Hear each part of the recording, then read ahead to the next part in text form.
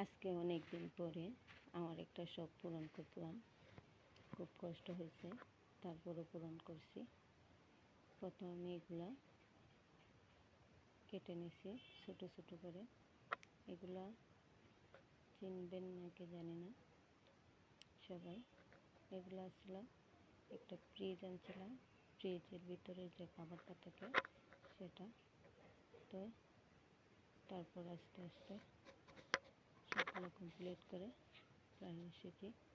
এদিকে আবার রান্না করতে হবে, রান্না করলে সোজা শিখতে হবে। রান্না করতেছি ডিম আর ডাল। ডিমগুলো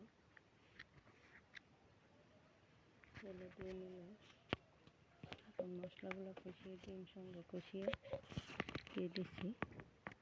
আবার এটা কমপ্লিট করা হয়ে গেছে। খোদাহাফেজ।